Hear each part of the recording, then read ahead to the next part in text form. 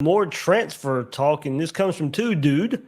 What position or positions do you expect to gain in the portal, and who do we think that forces out?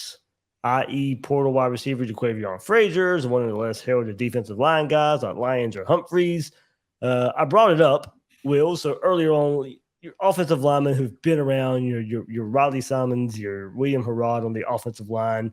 Not saying these guys will, but we will see if they transfer. I think these are some candidates and some names you just look for. Maybe young tight end like Andrew Savanea. I know Young just was part of Billy Napier's first class, but can with what Florida's doing at tight end and maybe even a portal option there. What's happening with the guys? Yeah, Arliss Boydingham that's coming up. Your Dante Sanders, Zipper's out, so that may affect the depth chart just a bit where Savanea wants to stay into the fall. But is he a guy that you're looking for? Of course, defensive lineman, it was brought up to Jalen Humphreys, who's been around the program, hasn't really broken through. Florida hits the transfer portal hard. And those guys really show up in the spring game right away as well. So I could see Humphreys, maybe getting passed over and him taking it out on the transfer portal. I see Lyons sticking around still early in the process there for him. I don't necessarily see him going away. But on the back end, Ethan Pouncey, Jamarcus Weston, who just switched there, Dakota Mitchell, who we haven't heard a whole lot from either. I think if you're looking for possibilities, Will, all that group I just named are probably guys I'd be looking out for maybe to maybe hit the transfer portal. But for position gain, I can see, if a certain – and I'm not saying, naming anyone in particular in my mind. I'm just saying if a certain wide receiver the staff likes and they really value, I can see a wide receiver coming in to the transfer portal. With Zip's injury, does the staff look at tight end to maybe fill that in with? Offensive line, I've heard up to two, maybe if they can get the right two, especially at tackle. I do think tackle is in play. And experienced safety, I think that's one of the biggest needs, Will. When you look at Miguel Mitchell, Kamari Wilson as true sophomores getting their starts, and then behind them are true freshmen. I think if you can get an experienced safety now, why wasn't that experienced safety in the first part of the transfer portal, and maybe being a part of the second one? What kind of talent are you getting in this second transfer wave? But if there is an experienced safety out there, they will be targeted for sure. And to keep it going, I'll go to the next question. We can kind of wrap it up here. Anthony Pope, too, says, why are we going after a transfer edge when we have Princely and Powell as the vets and Collins, Searcy, Pyburn as young development guys? Seems like a full room unless they plan on switching guys to new positions. That one kind of took me by surprise a bit, too. And I could see maybe edge, Will, if there's just an outstanding instant impact guy, I do think, that they'll look at it.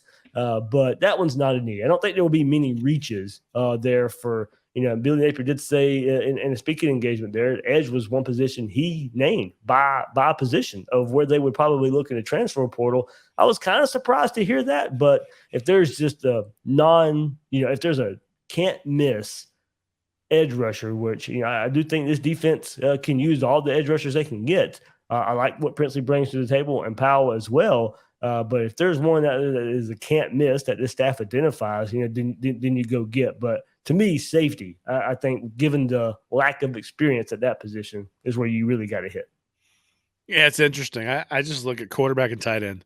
Those are the two Those are the two places, right? There's zero experience behind Dante Sanders.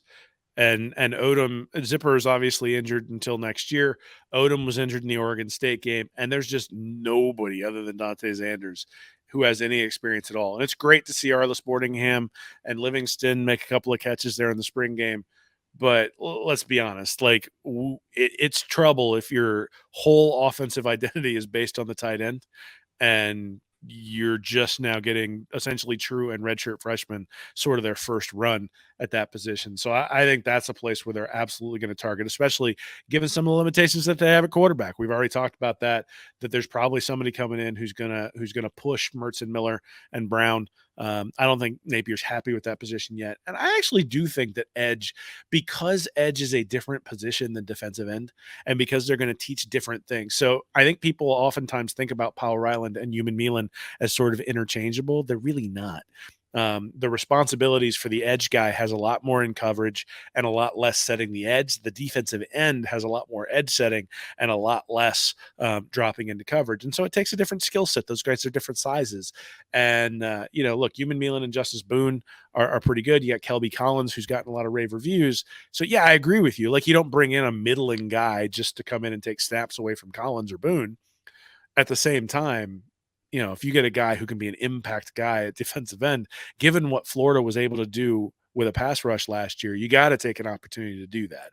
Like, and I like Human Meelan, I like Power Island, but none of those guys just jumped off the screen when you looked at him. It wasn't like Harold Perkins where you looked at Right. LSU and go, oh, that guy just absolutely jumps when he's on there. Now, I'm not saying they're going to have an opportunity to get Perkins, but you think about John Grenard coming through the transfer portal. That was somebody that Todd Grantham knew, and he came in and was an immediate difference maker. So if they can manage that kind of guy at that position, I would do it. Other than that, honestly, they have decided to go youth movement.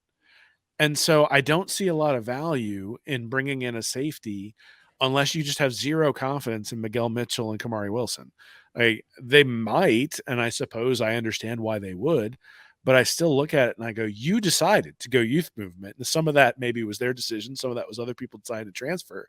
But, they are heavy, heavy, heavy freshmen, redshirt freshmen and sophomores, and have done that intentionally in many ways. That's the way they've decided to build.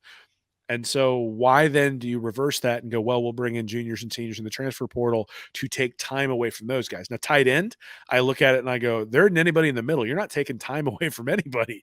If you have a junior at the tight end, those guys still have 3 years development time. But Mitchell and Wilson, I mean, those are guys who they're sophomores. They should be getting ready to play major snaps at a Power 5 school if they're high level recruits who come in.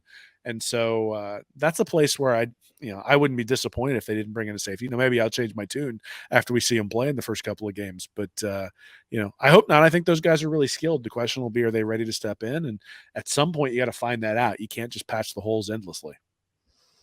I think, like I said, offensive line, there's going to be some targets there. I think, when you look at this, and I know a lot of people will compare transfer portal windows, and the second one will be, it's guys who didn't maybe get a lot of time in the spring. So I can see some of these options being developmental pieces because of that reason, but also maybe some of your smaller school guys who just now get the realization that they want to go to a bigger school. They played a lot of football, but now they want to get noticed on the bigger stage. So I do think, there's could be those type of names out there as well when you're looking at the transfer portal. So, yeah, I do. I think Florida sits at 82 right now, I believe, with the scholarship chart. So they got about three spots now as it stands. I expect maybe some more transfers out as we just went through that list.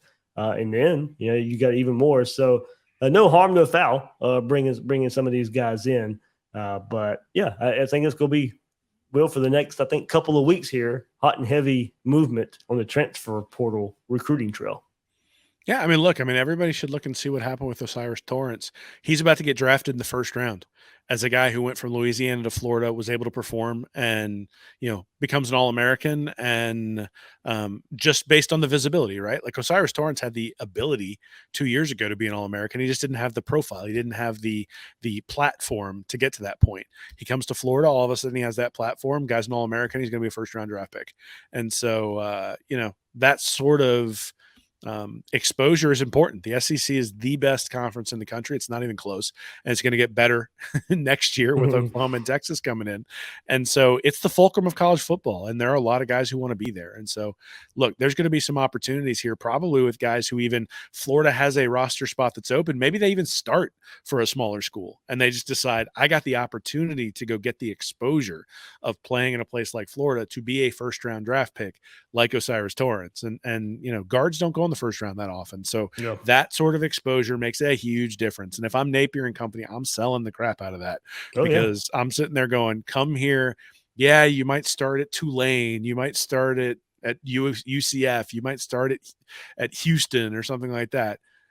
Come here. because you get a level of exposure you can't get anywhere else. You're going to play LSU and Georgia and Arkansas and Kentucky and Tennessee, and you're going to be on, and Utah. You're going to be on national TV every single week against a good opponent. You put solid stuff on film, you're going to go to the NFL and you're going to go quick. So come here. I mean, I think that's an easier sell than someplace else. And so, when they come in, the portal's kind of immaterial, and it's more a question of, does your sales pitch match with what they're trying to hear? And then can they perform when they get there? Want more Gators Breakdown? Join Gators Breakdown Plus. Starting at $3 a month, get access to unique episodes, plus a blog, chat room, giveaways, shout-outs, and more. Gators Breakdown Plus is furthering the interaction with fans and listeners like you. Head to gatorsbreakdown.supportingcast.fm to join Gators Breakdown Plus today.